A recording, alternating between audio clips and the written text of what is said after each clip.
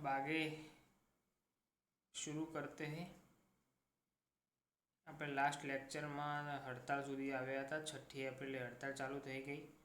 શેના વિરુદ્ધમાં? રોલેટ એક્ટની વિરુદ્ધમાં।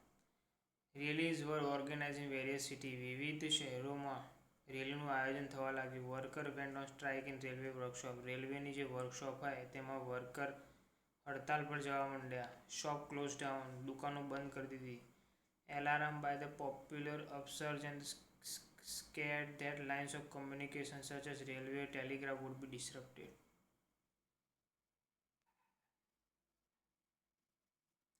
લોકપ્રિય આંદોલન થવાની શરૂઆતના ભયના કારણે કમ્યુનિકેશન જેવી કે રેલવે અને ટેલિગ્રાફની લાઇનો નષ્ટ થઈ જવાની બીકના કારણે the British administration decide to clamp down on nationalist.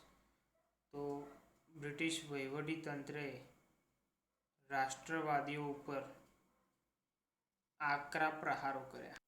એટલે કે રાષ્ટ્રવાદી જે નેતાઓ હતા નેશનલિસ્ટ, તેમને કંટ્રોલમાં, નિયંત્રણમાં, કાબૂમાં લેવાના પ્રયત્નો ચાલુ કરી દીધા। Local leaders were pick up from Amritsar, Mahatma Gandhi was banned from entering Delhi. તો લોકલ જે નેતાઓ હતા, લોકપ્રિય નેતાઓ, અમૃતસરમાંથી તેમને ઉઠાવવામાં આવ્યા। મહાત્મા ગાંધીને દિલ્હીની અંદર પ્રવેશવા પર પ્રતિબંધ રોકવામાં આવ્યો। On 10 April, the police in Amritsar fired upon a peaceful procession. 10મી એપ્રિલના રોજ અમૃતસરની પોલીસ દ્વારા શાંતિપૂર્વક વિરોધ પ્રદર્શનકર્તાઓ જે વિરોધ પ્રદર્શન કરી રહ્યા હતા તેમની ઉપર ગોળી ચલાવવામાં આવી। and provoking widespread attacks on banks, post office and railway stations. તો રેલવે સ્ટેશન ઉપર, પોસ્ટ ઓફિસ ઉપર, બેંકો ઉપર થનારા હુમલાઓને ઉત્તેજના આપવામાં આવી। બંદૂકની ગોળી મારી એટલે પબ્લિક શું થઈ? વિફરેલી પબ્લિક શું કરે? Bank, post office, railway station વગેરે પર હુમલાઓ કરવા લાગી। The martial law was imposed and General Dyer took command. જો અમૃતસરની અંદર માર્શલ લો લાદવામાં આવ્યો અને જનરલ ડાયર ટુ કમાન્ડ, જનરલ ડાયરને તેની કમાન્ડ સોંપવામાં આવી। માર્શલ લોનો મતલબ એમ થાય, કોઈ વ્યક્તિએ 3 થી 4 વ્યક્તિએ જાહેર જગ્યાએ ભેગા થવું નહીં તો ગોળી મારવામાં આવે without any kind of notice, કોઈ પણ પ્રકારની ચેતવણી આપ્યા વગર। On 13 April the infamous Jallianwala Bagh incident took place. 13મી એપ્રિલ 1919ના રોજ તમને ખબર જ છે જલિયાવાલા બાગ હત્યાકાંડ થયો। On that day a large crowd gathered in the enclose ground of Jallianwala Bagh. તે દિવસે 13 એપ્રિલના રોજ જલિયાવાલા બાગના મેદાનની અંદર મોટું ટોળું ભેગું થયું જે ચારે બાજુથી ઘેરાયેલો હતો। જલિયાવાલા બાગ બંધ હતો ચારે બાજુ, એક જ આવવા જવાનો એક જ રસ્તો હતો। Some came to protest against the government's new repressive measures. અમુક લોકો ભેગા થયા હતા જે દમનકારી પગલાં હતા, રેપ્રેસિવ દમનકારી પગલાં, સરકાર દ્વારા જે નવા પગલાં ભરવામાં આવ્યા હતા તેના વિરુદ્ધમાં પ્રદર્શન કરવા માટે। On other hand, come to attend annual વૈશાખી ફેર। દેખો 13મી એપ્રિલના રોજ એ વખતે વૈશાખી મેળો પણ હતો। વૈશાખી મેળો એ પંજાબમાં બહુ જ પવિત્ર તહેવાર ગણવામાં આવે। ઘણા લોકો જલિયાવાલા બાગની અંદર વૈશાખી મેળાની ઉજવણી કરવા માટે બી ભેગા થયા હતા। જલિયાવાલા બાગમાં 2 પ્રકારના લોકો હતા, એક તો સરકારનો વિરોધ કરવા, બીજા મેળાનો આનંદ ઉઠાવવા માટે, વૈશાખી મેળાનો। Being from outside the city, many villagers were unaware of the martial law that had been imposed. અને દૂરના ગામડાઓમાંથી અમૃતસરમાં સ્પેશિયલ જલિયાવાલા બાગની અંદર વૈશાખી મેળાની અંદર ભાગ લેવા માટે આવ્યા હતા। અને ઘણા બહારના જે ગામડાઓના લોકો હતા તેમને એ પણ ખબર નહોતી કે અહીંયા માર્શલ લો નામનો એક કાયદો લાદવામાં આવે છે કે થોપવામાં આવે છે અમૃતસરની અંદર, જેના અંતર્ગત 3થી વધુ કે 4થી વધુ ભેગા થવા લોકો તો મિલિટરીવાળા તમારી ઉપર ગોળીબાર કરી શકે છે કોઈપણ પ્રકારની ચેતવણી આપ્યા વગર. એવો કાયદો લગાવવામાં આવ્યો છે અમૃતસરની અંદર. તે આજુબાજુના ગામડામાંથી આવેલા જે લોકો હતા વૈશાખી મેળાની અંદર જલિયાવાલા બાગમાં, તેમને ખબર નહોતી અને ડાયર ડોન આવી ગયા. The general Dyer entered the area, blocked the exit points. Jallianwala Bagh હત્યાકાંડ કરવા માટે જનરલ ડાયરે એન્ટ્રી લઈ લીધી જલિયાવાલા બાગમાં અને દરવાજો બંધ કરી દીધો. Open fire on the crowd. ખુલ્લા ટોળા ઉપર ગોળીબાર કરવામાં આવ્યો. Killing hundreds. કહેવામાં આવે છે કે આ તો 100 લગભગ હજારોની લોકોમાં સંખ્યા મળે. આ તો સરકારી આંકડો 100 જણા મર્યા, બાકી તો હજારો મર્યા હતા.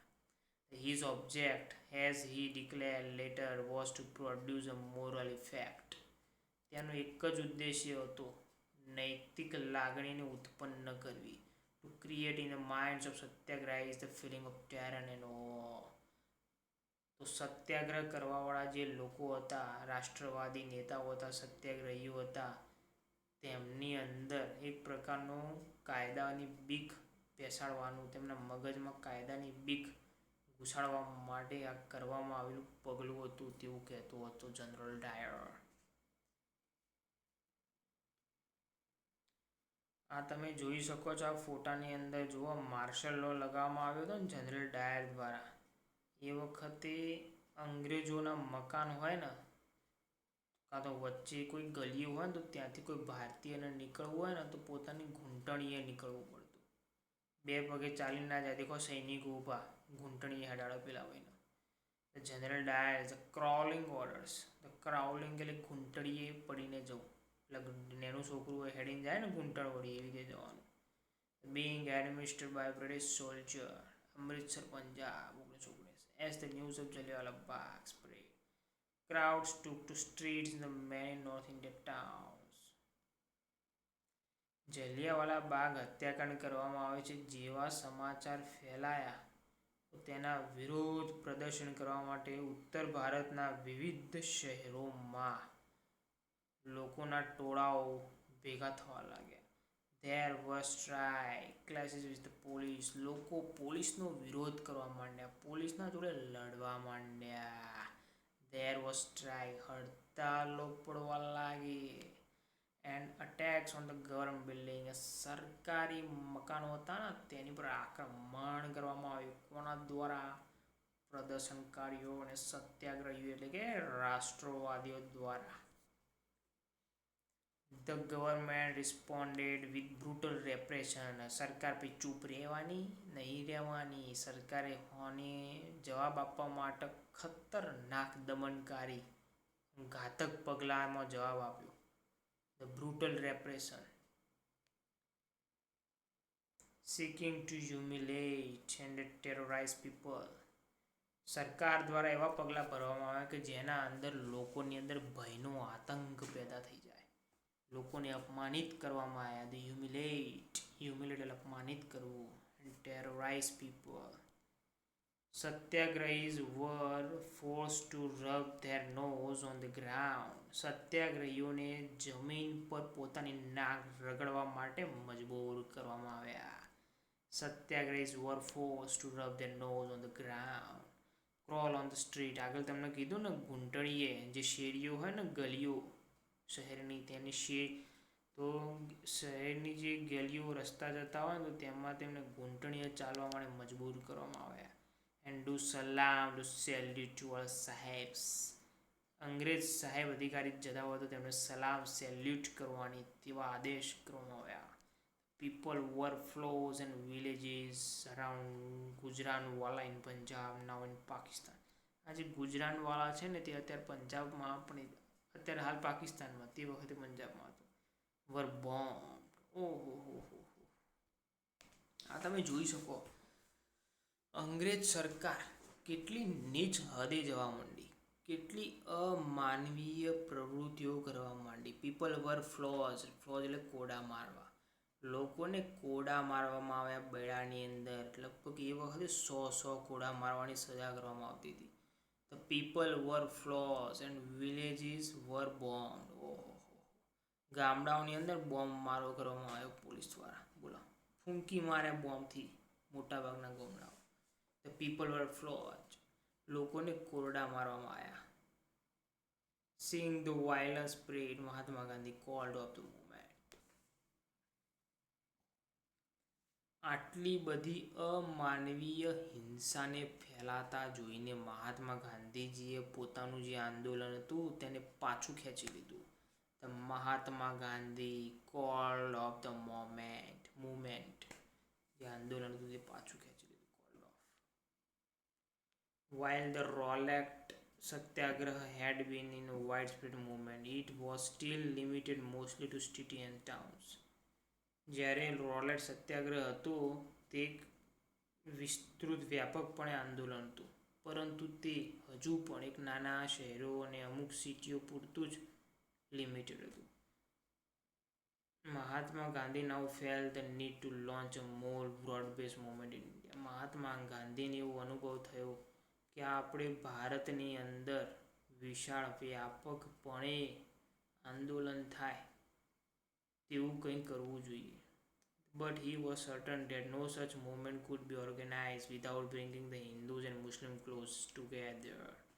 જોયું, મહાત્મા ગાંધીજીને એ વાતની ખાતરી હતી કે ભારતની અંદર જો મોટા પાયે વ્યાપકપણે આંદોલન ઊભું કરવું હોય તો હિન્દુ અને મુસ્લિમ બંનેનું સમર્થન, બંને ભાઈઓને એક મળીને આંદોલન કરવું પડશે. અને બંને ભેગા નહીં થાય ને ત્યાં સુધી કોઈ પણ પ્રકારનું વ્યાપક આંદોલન કે મોટું આંદોલન ઊભું કરવું અસંભવ હતું. One way of doing this, he felt, was to take up the ખિલાફત issue. તો આ હિન્દુ અને મુસ્લિમને એક કરવા માટે one way of doing this,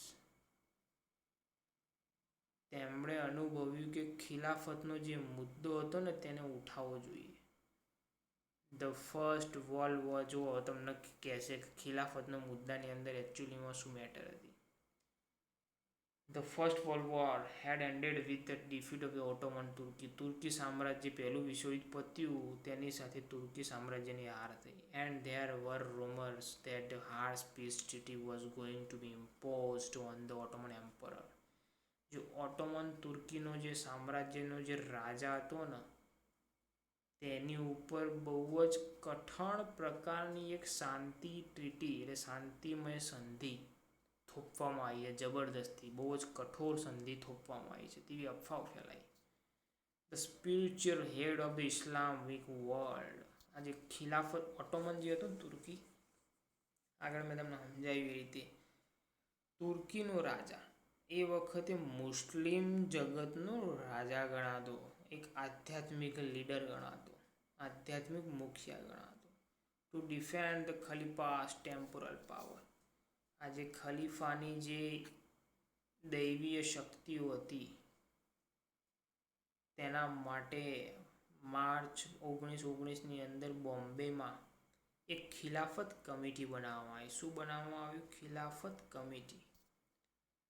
A young generation of Muslim leaders like the brothers Muhammad Ali and Shaukat Ali. બે યુવાન ભાઈઓ, મુસ્લિમ નેતાઓ, યુવાન ભાઈઓ નેતાઓ મુહમ્મદ અલી અને શૌકત અલી, આ બંને ભાઈઓએ મહાત્મા ગાંધીજી જોડે begin the discussing with Mahatma Gandhi, Gandhiji જોડે ચર્ચા કરવાની શરૂઆત કરી. About the possibility of the united mass action on the issue. સેના માટે આ જે ખિલાફતનો મુદ્દો હતો ને તેની વિરુદ્ધ એકઠા મળીને શું શક્ય છે તેની વિરુદ્ધ કોઈ પગલું ભરવું. Gandhiji saw this as an opportunity to bring Muslim under the umbrella of the unified national movement. ગાંધીજીએ આ તક ઝડપી લીધી અને તેમણે જાણ્યું કે સમગ્ર એકતા વાળું ભારત, સમગ્ર યુનિફાઈડ નેશનલ મૂવમેન્ટ, એક આખા ભારતનું જો કોઈ આંદોલન ઊભું કરવું હોય તો આના જેવી બીજી કોઈ તક મળશે નહીં, અને આ આંદોલનમાં મુસ્લિમ ભાઈઓનો પણ સાથ મળી જશે. એટ ધ કલકત્તા અધિવેશન the Congress in September 1920 September મહિનાની અંદર કલકત્તાનું અધિવેશન ભરાયું હતું કોંગ્રેસનું. And he convince other leaders. Gandhiji એકલાથી તો કોઈ વળવાનું નહીં, એટલે ગાંધીજીએ બીજા બધા જે નેતાઓ હતા ને તેમને મનાયા of the need to start the non-cooperation movement in support of Khilafat as well as the Swaraj. ગાંધીજીએ બધાને સમજાયા ભાઈ કે આપણે જે સ્વરાજ લેવાનું હોય ને એની સાથે સાથે આપણા ખિલાફતના મુદ્દાનો પણ સપોર્ટ કરવો જોઈએ, અને એક અસહકાર નોન કોઓપરેશન અસહકારનું એક આંદોલન કરીએ.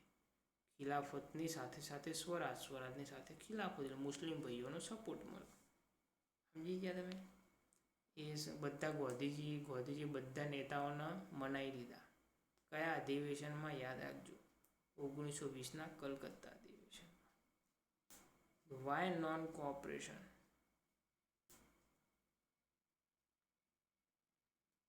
તો પ્રશ્ન એ થાય કે આ અસહકારનું આંદોલન જ કેમ? In his famous book Hind Swaraj, દેખો આની અંદર ગાંધીજી અસહકારના આંદોલન વિશે સમજાવે છે કે ભાઈ અસહકારનું આંદોલન જ કેમ જરૂરી હતું. તો ગાંધીજીએ એક ચોપડી લખી હતી સ્વરાજ નામની 1909ની અંદર. એની અંદર એવું લખ્યું હતું કે આપણા દેશની અંદર અંગ્રેજો ટક્યા કેમ કહો? મુઠ્ઠીભર અંગ્રેજો આટલો વિશાળ ભારત દેશ ને કંટ્રોલમાં રાખ્યો. તમને શું લાગે અંગ્રેજોએ ખાલી એકલા અંગ્રેજોની મદદથી કંટ્રોલમાં રાખ્યો તો? ના, ભારતીયોની મદદ લીધી હતી. તમને ખબર ના હોય તો કહી દઉં, 10મા ભાગની તો ખાલી 10 અંગ્રેજો હોય ને, ખાલી 10 અંગ્રેજો, તો 100 જણા તો ખાલી ભારતીયો હતા મિલિટરીની અંદર. અંગ્રેજોની મિલિટરી બનાવી હતી સૈનિકોની, તેની અંદર ધારો કે 100 મિલિટરીવાળા હોય તો એમાંથી 10 મિલિટરીવાળા જ અંગ્રેજો હોય, 90 તો ભારતીય હોય. બોલો, ભારતના સપોર્ટથી જ ભારતના ગુલામ બનાવવામાં આવ્યું હતું. અને જો ગાંધીજીને વાતની ખબર હતી કે જો તમામ ભારતીયો અંગ્રેજોને મદદ કરવાની બંધ કરી દે ને, કે અમે કોઈ પણ પ્રકાર અસહકારનું આંદોલન લેશું, અમે સાથ આપીશું નહીં, એટલે એને કહેવાય અસહકાર નોન કોઓપરેશન. સાથ આપ્યા વગર અંગ્રેજો શાસન ભારતમાં કરી જ ન શકે. ગાંધીજીનું કહેવું એમ હતું. જો પૂરી ઈમાનદારીપૂર્વક તમામ ભારતીયો ભેગા થઈને અંગ્રેજોનો સાથ આપવાનું બંધ કરીને તો એક જ વર્ષની અંદર સ્વરાજ મળી જાય આપણને. અંગ્રેજો દેશ છોડીને જતા રહે તેવું ગાંધીજીનું દિલથી માનવું હતું. દેખો, in famous book Hind Swaraj, ઇંગ્લિશમાં જે કીધું મેં તમને Gujarati. Mahatma Gandhi declared that British rule was established in India with the cooperation of Indians and had survived only because of this cooperation. If Indians refused to cooperate, મદદ કરવાની ના પાડી દે ને ભારતીયો, British rule in India would collapse within a year. એક વર્ષની અંદર બ્રિટિશ રૂલ ખત્મ થઈ જાય, બ્રિટિશ શાસન. સ્વરાજ વુડ કમ, સ્વરાજ આવી જાય. How could no cooperation become a movement? આ જે અસહકારનું આંદોલન, અસહકાર કઈ રીતે આંદોલનમાં એક પ્રકારનો જન્મ લીધો જોઈએ? તો Gandhiji propose that movement should unfold in stages. તો ગાંધીજીએ જે આંદોલન કરવા માટે વિવિધ પ્રકારના પગથિયા બનાવ્યા હતા. એક તબક્કાવાર આયોજન કરવામાં આવ્યું હતું કે આપણે અસહકારનું આંદોલન કઈ રીતે કરીશું. તેનું પહેલું પગથિયું હતું, તેનો પ્રથમ તબક્કો હતો it should begin with the surrender of titles that government awarded and boycott of civil service. Gandhiji એમ કીધું કે સૌ પ્રથમ શરૂઆત તો આપણે એના દ્વારા કરીશું કે કોઈ બી વ્યક્તિને અંગ્રેજ સરકાર તરફથી કોઈ એવોર્ડ આપવામાં આવ્યો હોય, કોઈ એવી માનદ ઉપાધિ આપવામાં આવી હોય તે તમામ માનદ ઉપાધિ પાછી આપી દેવાની. અંગ્રેજ સરકારને કહેવાનું બી તમને તમારું મન પાછું આપ્યું, અમને તમારા કોઈ એવોર્ડ જોતા નહીં, અમને તમારી કોઈ પદવી જોઈતી નહીં, બધું પાછું આપણે તમારે કોમ જ નહીં કરવું તમારા જોડે. સમજ્યા? And boycott of civil services. Army, police, courts, legislative council, schools and foreign goods. સરકારી નોકરીઓ, સૈનિકો, પોલીસો, કોર્ટરૂમ, વકીલો, શાળાઓ, વિદેશી કોઈ માલ હોય, ફોરેન ગુડ્સ, વિધાનસભાઓ, દરેકનો વિરોધ કરવાનો. બધી વસ્તુ છોડી દેવાની. બી અંગ્રેજો બી અમે તમને મદદ નહીં કરી, બી અમારે તમારા જોડે રહેવું જ નહીં ભાઈ. સમર્થન જ નહીં આલવું, તરત જ વિરોધ કરવાનો, તો boycott. Then in case the government use repression, જો ત્યારે સરકાર પર ચૂપ તો રહેવાની નહીં, દમનકારી પગલાં ઉઠાવશે. જો સરકાર દમનકારી પગલાંનો ઉપયોગ કરે, in case the government repression, a full civil disobedience campaign would be launch. આ તો એક ટેરર પિક્ચરનું થ્રિલર હતું. પિક્ચર હજુ બાકી. જો સરકાર વિરોધ કરે, બહુ ચરબી કાઢે, તો સવિનય કાનૂન ભંગ, સિવિલ ડિસઓબિડિયન્સ આખા ભારતમાં આયોજન કરવાનું. ગાંધીજીનો પ્લાન એવો હતો. આ ફૂલ સિવિલ ડિસઓબિડિયન્સ. ગાંધીજી હતા ને, બહુ હોશિયાર વ્યક્તિ હતા, માનું તો વડા. A full civil disobedience campaign would be launched. સવિનય કાનૂન ભંગ આખા ભારતમાં લોન્ચ કરીશું અમે. Through the summer of 1920, Mahatma Gandhi and Shaukat Ali tour extensively. Mahatma Gandhi અને શૌકત અલી બંને ભેગા થઈને યાત્રા કરવાની ચાલુ કરી દીધી. ગામડે ગામડે ફરવા લાગ્યા, બધી પબ્લિકને ભેગી કરવા લાગ્યા. ભાઈ આપણે આંદોલન કરવાનું, સરકારનો વિરોધ કઈ રીતે કરવાનો, બધું છોડી દો ભાઈ. સરકારમાં અમારે રહેવું નહીં, સરકારને કોઈ સપોર્ટની જરૂર નહીં, અમે સરકારને મદદ કરવા માગતા નહીં. વેરા બેરા ભરવાનું બંધ કરી દો. કોઈ ખેડૂત વેરા નહીં ભરે, કોઈ ખેડૂત મહેસૂલ નહીં ભરે. જેને જે કરવું હોય તે કરે. The mobilising popular support for the moment. લોકોનો સાથ મેળવવા માટે આંદોલનની અંદર ગામડે ગામડે ફરવા લાગ્યા. કોણ? શૌકત અલી અને Mahatma Gandhi. By the way, boycott તમે શબ્દ જો પહેલી વાર સાંભળ્યો છો કે પહેલી વાર તો નહીં સાંભળ્યો. ચાઇના જોડે આપણે ડખા ચાલુ જ છે, એટલે આપણે બોયકોટ તો તમે સાંભળ્યું જ હશે. ભાઈ ચાઇનાનો બોયકોટ કર્યો, ચાઇનીઝ મોબાઈલનો બોયકોટ કર્યો, પછી ખબર પેલું અમુક એપ્લિકેશનો સરકારે બંધ કરી દીધી, ટિકટોક જેવી. ટિકટોકનો બોયકોટ કરે તો બોયકોટ એટલે એક પ્રકારનું જે વિદેશી વસ્તુ હોય ને તેનો વિરોધ કરવો. The refusal to deal and associate with people participate in the activities or by use thing usually form of protest. વિરોધનો એક પ્રકાર બહિષ્કાર કરો, બોયકોટ એટલે. આ તમે જુઓ યાર, આ ફોટો તો જુઓ બાકી. ઓહો. The boycott of foreign cloth. વિદેશી કપડાનો શું વિરોધ કરવામાં આવ્યો જુઓ બાકી. આ હા પબ્લિક બધી 1922નું સીન આવ્યું જુલાઈ મહિનાનું. Foreign cloth was scene as the symbol of western economic and cultural domination. તો વિદેશી કાપડ હતું ને, તો તેને એક પ્રકારનું સાંસ્કૃતિક અને આર્થિક, પશ્ચિમી સંસ્કૃતિ અને પશ્ચિમી આર્થિક પ્રભાવોનું એક પ્રતીક તરીકે જોવામાં આવતું હતું.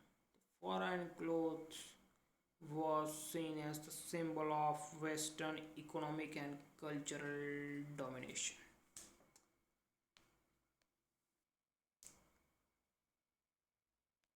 Many within the Congress were, however, concerned about the proposal. કોંગ્રેસની અંદર અમુક નેતાઓ તેમને થોડો શક તો હતો ભાઈ ગાંધીજી આ તમે કરી રહ્યા અસહકાર બસહકાર. અંગ્રેજોનો કોઈ કશો ફેર પડવાનો નહીં, અંગ્રેજોનો જેમ કરવા નહીં કરવાનો, કોઈ લાગતું નહીં તમારાથી કોઈ વળે એવું આપણા અમુક લોકોને એવી વહેમ હતી. કોંગ્રેસની અંદર અમુક લીડર હતા ને, નેતાઓ, તે થોડું ચિંતાજનક હતા ગાંધીજીના પ્રસ્તાવથી. They were reluctant to boycott the council election scheduled for November 1920. देखो, they were reluctant, ઈચ્છા નથી, boycott the council election scheduled for November 1920. 1920માં November મહિનામાં ચૂંટણી થવાની હતી વિધાનસભાની, તેનો વિરોધ કરવાની ઈચ્છા નહોતી. કારણ કે નેતાઓને એમથી આખી વર્ષ મહેનત કરીએ પબ્લિકનો વોટ લેવા માટે, છેલ્લા ટાઈમે ગાંધીજી કે આપણે ચૂંટણી લડવાની નહીં, બધું છોડી દેવાનું. યાર આવા ધંધા તો ચાલતા જ યાર. ગાંધીજીએ એવું થયું, આખું વર્ષ મહેનત કરી ચૂંટણી લડવા માટે, ચૂંટણીના ટાઈમે અમને એમ કે ભાઈ ચૂંટણી લડવાની નહીં યાર, આ તો થોડું મજા ના આવે. And they feared that the movement might lead to popular violence. અને તે લોકોને ભય પણ હતો કે આ આંદોલન હિંસામાં થવાની પૂરેપૂરી શક્યતા હતી. હિંસામાં બદલી ના જાય એટલું આંદોલનની બીક હતી. બધી પબ્લિક તો સીધી હોય નહીં, અમુક તો લોકો હોય કે જે હિંસા કરવાના અસામાજિક તત્વો, એટલે બીક તો હતી. In the months between September and December, there was an intense tussle within the Congress. ભાઈ આ સપ્ટેમ્બરથી લઈને ડિસેમ્બર સુધીનો મહિનો હતો, કારણ કે નવેમ્બરમાં તો ચૂંટણી હતી, એટલે એ વખતે કોંગ્રેસની અંદર રસાકસી ચાલતી હતી. અંદર તીવ્ર પ્રકારનો વિરોધ હતો. અડધા લોકો કહ્યું આમ, અડધા લોકો કહ્યું આમ, એવું હતું. For a while, there seemed no meeting point between the supporters and the opponents of the movement.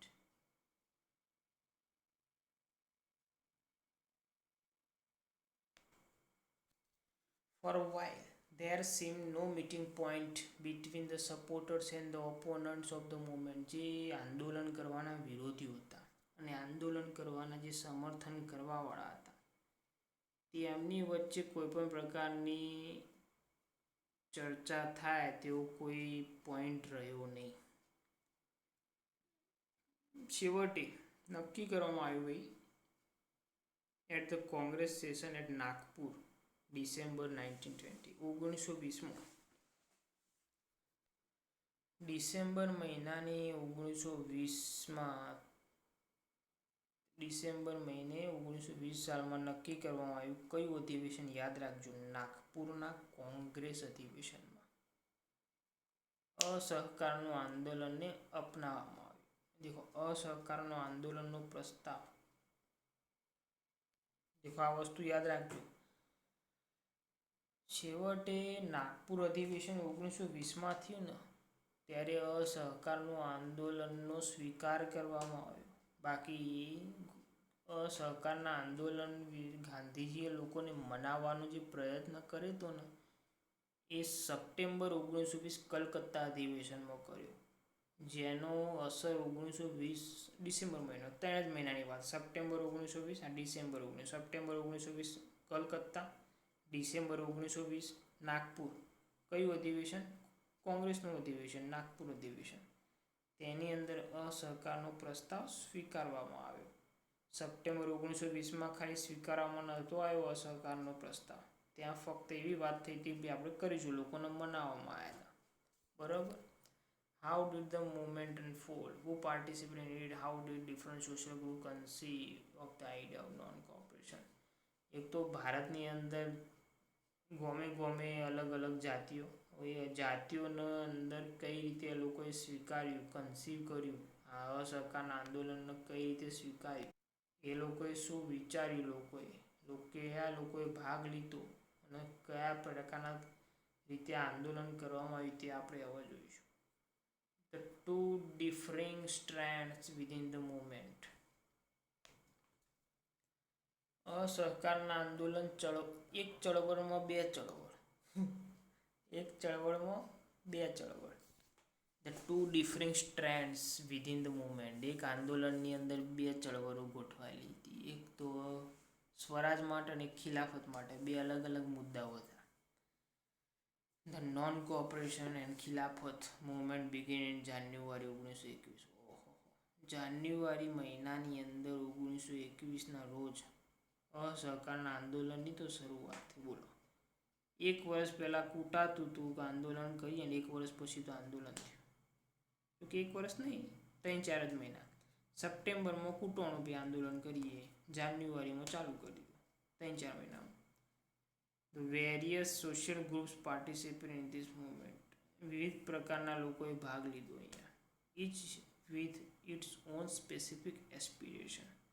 દરેક વ્યક્તિની અલગ અલગ મહત્વાકાંક્ષાઓ હતી પોતાની. All of them responded to the call of Swaraj. દરેક વ્યક્તિએ તેને સ્વરાજ તરીકેનો પ્રતિભાવ આપ્યો. But the term mean different things to different people. સ્વરાજનો મતલબ અલગ અલગ લોકો માટે અલગ અલગ. સ્વરાજનો મતલબ થાય દરેક વ્યક્તિ માટે અલગ અલગ. વિચાર કરો. The movement in the towns. શહેરની અંદર આંદોલન. The movement started with the middle class participation in the city. મધ્યમ વર્ગે ભાગ લીધો શહેરોની અંદર આંદોલનમાં. The thousand of students left the government control school and colleges. હજારોની સંખ્યામાં વિદ્યાર્થીઓએ સરકારી સ્કૂલો અને કોલેજો છોડી દીધી. Headmaster, teacher resign. આચાર્ય અને શિક્ષકોએ રાજીનામું આપી દીધા. The lawyers gave up the legal practice. વકીલોએ પોતાની કાયદાની જે પ્રેક્ટિસ હતી, લીગલ પ્રેક્ટિસ, એ છોડી દીધી એમને. વકીલોએ પોતાની વકીલાત છોડી દીધી કોર્ટની અંદર. જોરદાર કહેવાય ને. ટૂંકમાં ગાંધીજીની અસર તો થવા લાગી. શહેરોની અંદર તો જોરદાર થઈ ગઈ.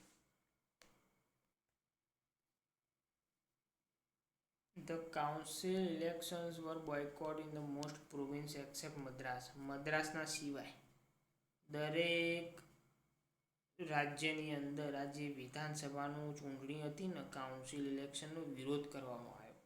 મદ્રાસમાં નહોતો કર્યો. Where the Justice Party, the party of non-Brahmins, felt that entering the council was one way of the gaining some power and something that usually only Brahman had access to. મદ્રાસની અંદર જે બ્રાહ્મણ જાતિના સિવાયના લોકો હતા ને, તેમને એક જસ્ટિસ પાર્ટી બનાવી. મદ્રાસ એટલે અત્યારનું હાલનું તમિલનાડુ, ચેન્નઈની અંદર આવ્યું.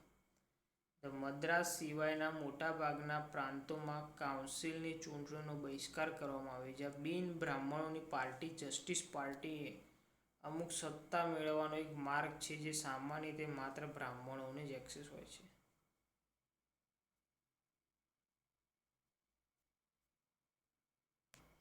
જોયું તમે? મદ્રાસની અંદર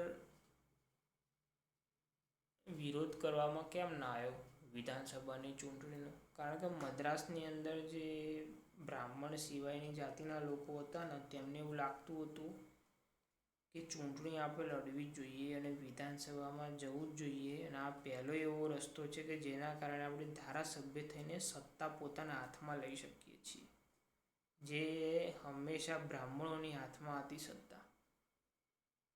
અત્યાર સુધી શું હતું? બ્રાહ્મણોની હાથમાં જ સત્તા હતી. આપણને પહેલી વાર ચાન્સ મળ્યો હોય ચૂંટણી જીતીને ધારાસભ્ય બનીને સત્તા લેવાનો, તો એટલા માટે ચૂંટણીનો વિરોધ ના થયો મદ્રાસમાં. Justice Party. The effect of non cooperation on the economic front were more dramatic. અસહકારના આંદોલનની જે અસર હતી ને, એ આર્થિક રીતે તો ખતરનાક પડી. ફોરેન ગુડ્સ વર બોયકોટેડ. વિદેશી માલનો તો બહિષ્કાર કરવામાં આવ્યો, બોયકોટેડ. Liquor shops પિકેટેડ. દારૂની દુકાન બંધ કરવામાં આવી. Foreign clothes burn in huge bonfires. વિદેશી કપડાની તો હોળી કરવામાં આવી, બોનફાયર. વિદેશી કપડાની હોળી થઈ, huge bonfire. Foreign clothes burn in the huge bonfire. The import of foreign clothes halved between 1921-1922.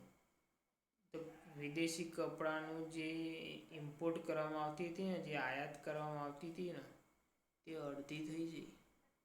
આવડ 1921-1922 થી 1922ના વચલા ગાળામાં તો અડધી થઈ ગઈ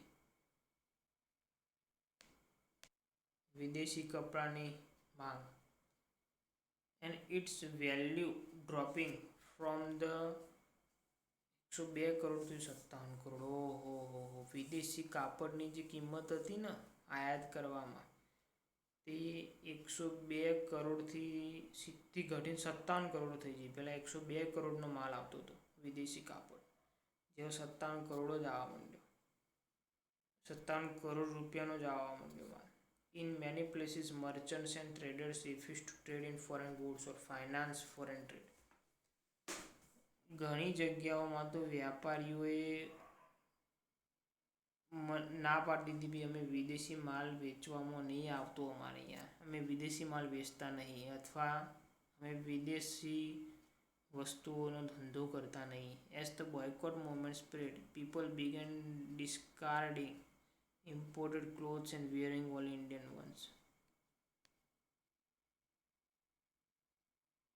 આ બોયકોટની જે મુવમેન્ટ હતી ને, બહિષ્કૃત કરવાની, જેવી રીતે ફેલાઈ, લોકોએ વિદેશી કપડાને વિદેશી વસ્તુઓ પહેરવી બંધ જ કરી દીધી. વિદેશી કપડી કશા કોમનું જ નહીં, તેમની વેલ્યુ ડાઉન થવા, વિદેશી કપડાને તે લોકો ફેંકવા માંડ્યા અને ફક્ત ભારતીય કપડાં હોય એને જ પહેરવા લાગ્યા. Production of Indian textile mills and handloom વોચ અપ. જે ભારતીય મિલો હતી કાપડની, હેન્ડલૂમની, ટેક્સટાઇલની, બધી મિલોની જે પ્રોડક્શન હતું ને, અપ થવા માંડ્યું. પિકેટ શબ્દ નવો આવ્યો નહીં, આપણે સમજીએ. પિકેટ, PICKET, પિકેટનો મતલબ શું થાય? A form of demonstration or protest by which people block the entrance to a shop, factory or office.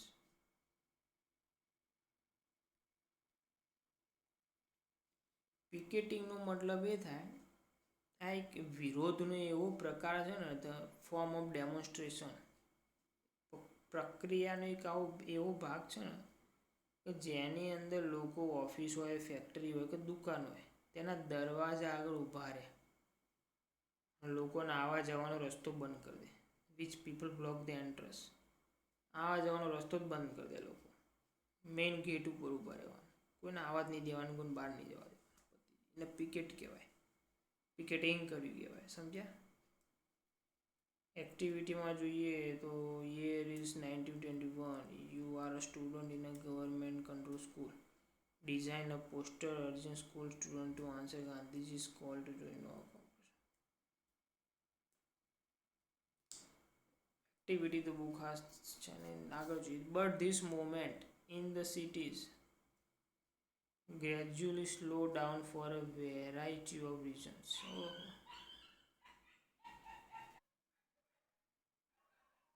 પરંતુ જે આવ્યું આંદોલન હતું ને, જે ધીરે ધીરે ધીમું પડવા લાગ્યું શહેરોની અંદર, તેના ઘણા બધા કારણો હતા. એક તો khadi clothes was often more expensive than the mass produce mill cloth. હવે જે ખાદીના કપડાં હતા ને, જે હાલની તારીખમાં એવું, ખાદીના કપડાં મોંઘા હતા. જે ફેક્ટરીમાં માલ બનતું હતું ને વિશાળ પાયે, તેના કરતાં poor people could not afford to buy it. ગરીબ લોકો હતા તે ખાદીના કપડાં પહેરી શકે તેવી સ્થિતિમાં હતા. How then could they boycott mill cloth for too long. હવે તમે સમજી શકો કે આ જે બિચારા ગરીબ લોકો હતા તે એવા કાપડનો વિરોધ ક્યાં સુધી સહન કરી શકે ફોરેન કપડું, કારણ કે ફોરેન કપડું સસ્તું હતું, ખાદીનું કપડું મોંઘું પડતું હતું એ વખતે. Similarly the boycott of British institutions posed a problem. આવી જ રીતે જે બ્રિટિશ સંસ્થાઓ હતી તેનો વિરોધ કરવો પણ એક પ્રકારની સમસ્યા ઊભી થવા લાગી. For the movement to be successful, આંદોલન સફળ હતું, alternative Indian institution had to be set up so that they could be used in a place of British ones. હા, ભારતીય સંસ્થાઓ ઊભી કરવામાં આવી કોની જગ્યાનું સ્થાન લેવા માટે? ધ બ્રિટિશ સંસ્થાઓનું સ્થાન લેવા માટે. તો alternative Indian institutions had to be set up so that they could be used in a place of, તેનો ઉપયોગ થઈ શકે બ્રિટિશ સંસ્થાની જગ્યાએ. These were slow to come up, પણ આ બધી પ્રવૃત્તિઓ હવે ધીરે ધીરે ધીમી પડવા લાગી. So students and teachers began trickling back to government schools. વિદ્યાર્થીઓ અને શિક્ષકો પાછી સરકારી શાળાઓમાં જોડાવા માંડ્યા.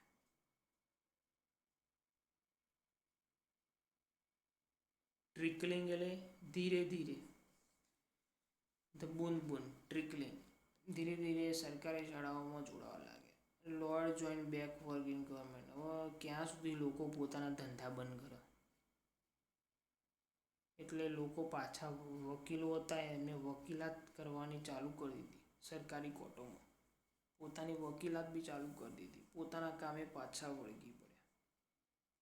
હવે આ મેટર કેવી છે દેખો, તમને હાલની તારીખમાં સમજાવું. હવે તમે સમજો, અત્યારે આપણે કહીએ કે ચાઇનાનો વિરોધ કરીએ, ચાઇનીઝ વસ્તુઓનો વિરોધ કરીએ, પણ તે શક્ય છે ખરું આપણા માટે? કારણ કે જો બધા લોકો સુખી તો હોતા નહીં.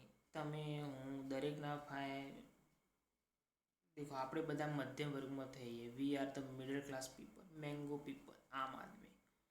હવે આપણા પાસે એટલા બધા પૈસા નહીં કે આપણે એપલનો કે સેમસંગના 25-40 હજારના મોબાઈલ ખરીદીએ. હવે આપણી કેપેસિટી, મારી જોડે જ આ સસ્તો મોબાઈલ જે ચાઇનીઝ કંપનીનો ઓપ્પોનો મોબાઈલ. હવે જો હું આ સસ્તો મોબાઈલ મને 10-15 હજારમાં મળતો અને મારું કામ થતું હોય, હું 40,000 રૂપિયા શું કામ ખર્ચું? મારા પાસે એટલા બધા કોઈ વધારાના રૂપિયા તો હોય નહીં. અમુક કરોડપતિ તો હોવું નહીં તો હું એપલનો મોબાઈલ લઉં. મારા જેવા ઘણા બધા લોકો હોય કે જે ચાઇનાનો મોબાઈલનો વિરોધ કરે તો પણ ચાઇનાનો મોબાઈલ જ એમને પોહાય. ચાઇનાનો મોબાઈલ એમને સસ્તો પડતો હતો એ જ લેવાના ને. પછી તમે વિરોધ કરીને કેટલો કરવાના બહુ, સમજે? એવી વાત છે. એટલે અત્યારે કોઈ બી વસ્તુનો વિરોધ કરવો બહુ જ મુશ્કેલ કામ.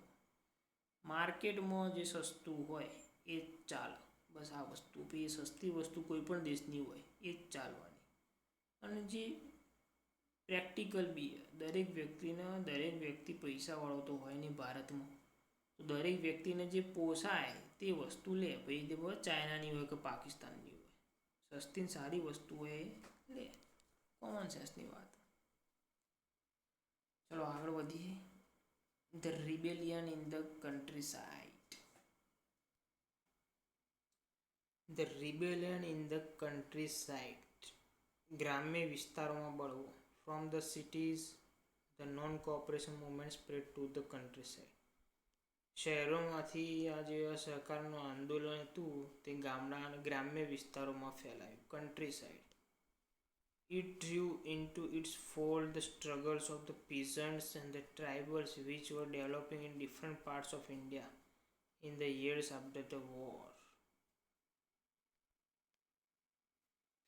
યુદ્ધ પછીના સમયની અંદર જે વિવિધ ખેડૂતો, આદિવાસીઓ જે અસ્તિત્વ વિકાસ થઈ રહ્યો હતો, તો તે લોકોએ ઇટ્સ ફોલ ધ સ્ટ્રગલ, તેમનો પણ સંઘર્ષ અસહકારના આંદોલન તરફ વળ્યો. 1928માં Vallabhbhai Patel lead the peasant movement. બારડોલીનો સત્યાગ્રહ 1928માં થયો હતો. સરદાર વલ્લભભાઈ તેના નેતા હતા. ગુજરાતમાં આવ્યો તાલુકો બારડોલી. તેના ખેડૂતોએ આંદોલન કર્યું હતું સરદાર પટેલના નેતૃત્વની અંદર 1928 against the enhancement of the land revenue. જે જમીન મહેસૂલનો જે વધારો કરવામાં આવ્યો હતો ને તેની વિરુદ્ધ. Known as the Bardoli Satyagraha, જે બારડોલી સત્યાગ્રહ તરીકે જાણીતો છે. This movement was a success under the able leadership of Vallabhbhai Patel. Vallabhbhai પટેલના નેતૃત્વની નીચે આવ્યું આંદોલન સફળતાપૂર્વક સફળ રહ્યું હતું. The struggle was widely publicise. આરે આંદોલનને વિવિધ જગ્યાએ તેને ઓળખવામાં આવ્યા હતા. બહુ જ પ્રખ્યાત હતું આ આંદોલન, દરેક વ્યક્તિને ખબર હતી. And generated immense sympathy in many parts of India. અને ભારતના વિવિધ ભાગોની અંદર પણ એક તીવ્ર પ્રકારની દયાની ભાવના ઉત્પન્ન થઈ ખેડૂતો પ્રત્યે. સોર્સ બી જોઈએ તો on 6 January 1921 the police in United Province fired peasants near the Raebareli. તો 6 જાન્યુઆરી 1921 ના રોજ આજે યુનાઇટેડ પ્રોવિન્સ રહ્યું સંયુક્ત પ્રાંત તેની પોલીસ દ્વારા રાયબરેલીની નજીક ઉત્તર પ્રદેશમાં આપણે કહીએ હાલનું ત્યાં ખેડૂતો ઉપર એક પ્રકારે ગોળીબાર કરવામાં આવ્યો. તો Jawaharlal Nehru wanted to go to the place of firing. Jawaharlal Nehru જે જગ્યાએ ગોળીબાર થયો હતો ને જવાહરલાલ નહેરુ ત્યાં જવા માંગતા હતા, બટ વોઝ સ્ટોપ્ડ બાય પોલીસવાળાએ તેમને રોકી લીધા. જે જગ્યાએ ફાયરિંગ થયું હતું ખેડૂતો ઉપર ત્યાંની મુલાકાત લેવા માંગતા હતા આપણા નહેરુજી, પણ લોકોએ પોલીસે તેમને અટકાવી દીધા. Agitated and angry, Nehru addressed the peasants who gathered around him. તો ગુસ્સેથી ભરાયેલા આર્યા નહેરુએ તેમની આજુબાજુ જે ખેડૂતો ભેગા થયા હતા ને તેમને સંદેશો આપ્યો. This is how he later described the meeting. જો તેમણે શું ચર્ચા કરી તે આપણે જોઈએ. They behaved as a brave man, calm and unruffled in the face of danger. દેખો નહેરુએ તે વખત આજુબાજુ ઉભેલા જે ખેડૂતો હતા તેમને શું કહ્યું જુઓ. They behaved as brave men. તે બહાદુર વ્યક્તિ હોય ને તે રીતે વર્તે છે. Calm and unruffled in the face of danger. ભયનો જે ચહેરો હોય છે ને તેની અંદર એક પ્રકારે મુશ્કેલ કઠિન વિકટ પરિસ્થિતિઓમાં જ્યારે આપણે ભયની અંદર હોઈએ, આપણો ચહેરો આપણે ભયથી ભયભીત હોઈએ ત્યારે કઈ રીતે શાંત રહે છે અને બહાદુર માણસ તરીકે વર્તે છે. I don't know how they felt. હું નથી જાણતો તે કેવું અનુભવી રહ્યા છે. But I know what my feelings were. But હું જાણું છું કે મને કેવી લાગણીઓ હતી.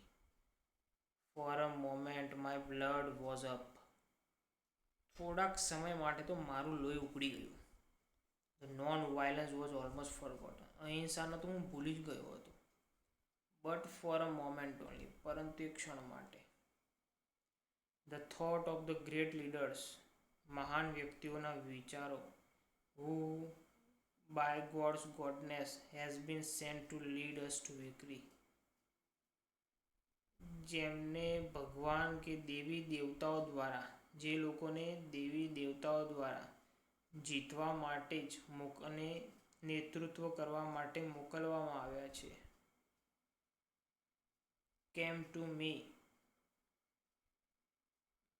and I saw the Kisans seated and standing near me. અને તે ખેડૂતોને હું જોઈ રહ્યો છું જે મારી આજુબાજુ ઊભા રહ્યા છે. Less excited, more peaceful than I was. મારા કરતાં તો તમે ખેડૂતો ઘણા બધા શાંત છો. આ પરિસ્થિતિ બની, ખેડૂતો પર ગોળીબાર થયો તો પણ. And the moment of weakness pass. આ થોડી નબળી ક્ષણો વીતી ગઈ. I spoke to them in all humility on non violence.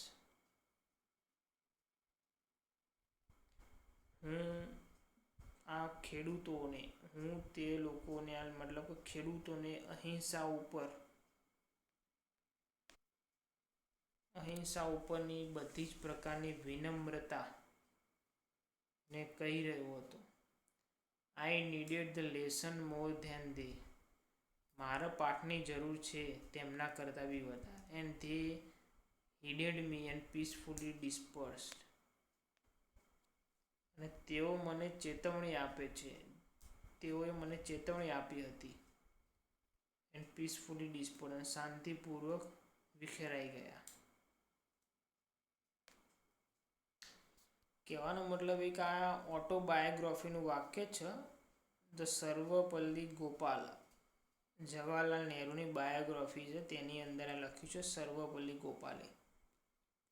તો રાયબરેલીની અંદર ખેડૂતો પર ગોળીબાર કરવામાં આવ્યો ત્યારે નહેરુ જ્યારે જવા માગતા હતા 6 જાન્યુઆરી 1921ના રોજ ગોળીબાર થયો અને જે ખેડૂતો મર્યા તે જગ્યાની મુલાકાત લેવા માગતા હતા નહેરુ. તો નહેરુ એટલા બધા ગુસ્સે થઈ ગયા હતા, તે અહિંસાને ભૂલી ગયા હતા. નહેરુ કહેતા હતા કે ખેડૂતો એટલા બધા શાંત અને શાંતિપૂર્વક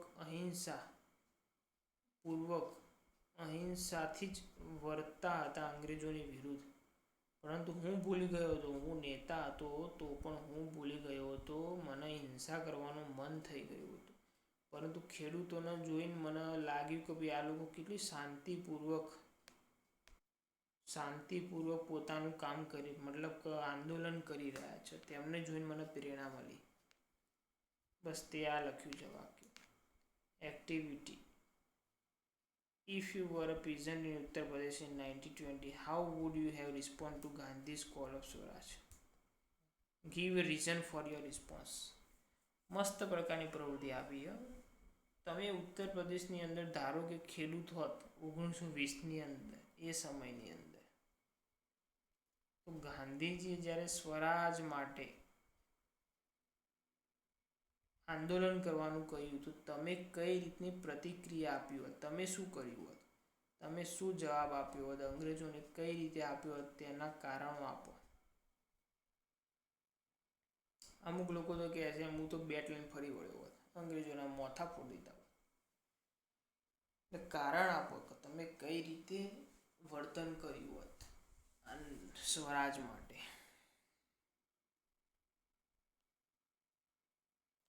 In Awadh, peasants were led by બાબા રામચંદ્ર. અવધની અંદર બાબા રામચંદ્રના નેતૃત્વ દ્વારા ખેડૂતોએ આંદોલન કર્યું. બાબા રામચંદ્ર એક સંન્યાસી હતા, who had earlier been to a Fiji as the indentured laborer. આ બાબા રામચંદ્ર એક એવા સંન્યાસી હતા કે જે ફિજી ટાપુ આઈ થિંક જાપાનમાં આવ્યો. નકશામાં જોવો, બતાવી દઉં હેડો.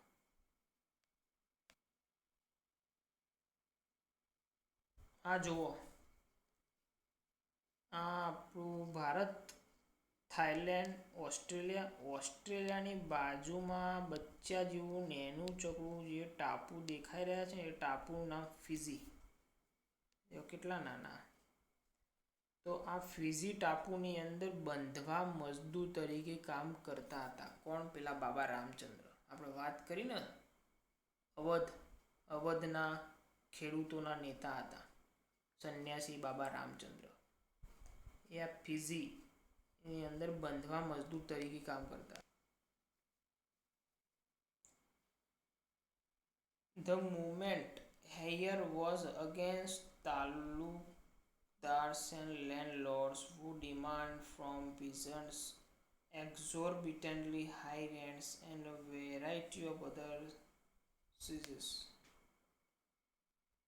તો આર્યું આંદોલન હતું ને, તે મામલતદાર હોય કે જમીનદાર હોય તેમની વિરુદ્ધ હતું કે મારા હારા જે આ લોકો હતા ને તે ખેડૂતોના જોડે અતિશય વેરો ઉઘરાવતા હતા, વિવિધ પ્રકારના વેરો ઉઘરાવતા હતા. હાઈ રેન્ટ, જમીનદારો જે હતા ને એ ઊંચા પ્રકારનું ભાડું લેતા હતા. એક્ઝોર્બિટન્ટલી, અતિશય ઊંચા પ્રકારનું. peasant had to do beggar and work at landlords. ખેડૂતોનું એટલું બધું શોષણ થતું હતું ને કે તેઓ ભીખ માગવા માટે મજબૂર થઈ ગયા. વર્ક એટ લેન્ડલોર્ડ, જમીનદારોને ત્યાં કામ કરવા લાગ્યા. ફાર્મ્સ વિધાઉટ એની પેમેન્ટ, કોઈપણ પ્રકારની આ ખેડૂતોને કોઈપણ પ્રકારનું પૈસા આપવામાં નહોતા આવતા. મફતની મજૂરી કરતા હતા, બોલો, પોતાના ખેતરમાં. As tenants, they had no security of tenure. આ જે ખેડૂતો હતા તેમને કોઈ પણ પ્રકારની સિક્યુરિટી હતી નહીં. ખેતી કરવા માટે. being regularly evicted so that they could acquire no right over the leased land. Arya ખેતરો ખેડૂતોને ભાડા પટ્ટે દરરોજ માટે આપવાનું. ભાઈ આજ બી ખેતર આ તારું, કાલે તારું, પરમદા પેલા ભાઈને, એવી રીતે રોજ. એટલે કોઈ પણ પ્રકારનો અધિકાર જ ના રહે ને એ રીતે. બોલો, વિચાર કરો. The peasant movement demanded reduction of revenue. તો મહેસૂલની જે આર્યું ખેડૂતોનું આંદોલન હતું ને, તે મહેસૂલો ઘટાડવા માટે, રિડક્શન ઓફ મહેસૂલ, reduction of revenue, abolition of begar, આ જે ભીખ માગવાની જે ભિખારીઓની નાબૂદી થાય, દરેક લોકો સુખીથી રહે, તેના માટે આંદોલન હતું. અને social boycott of the operation landlord, આ જે દમનકારી જમીનદારો હતા ને તેમનો સામાજિક રીતે વિરોધ કરવા માટે એક આર્યું આંદોલન હતું.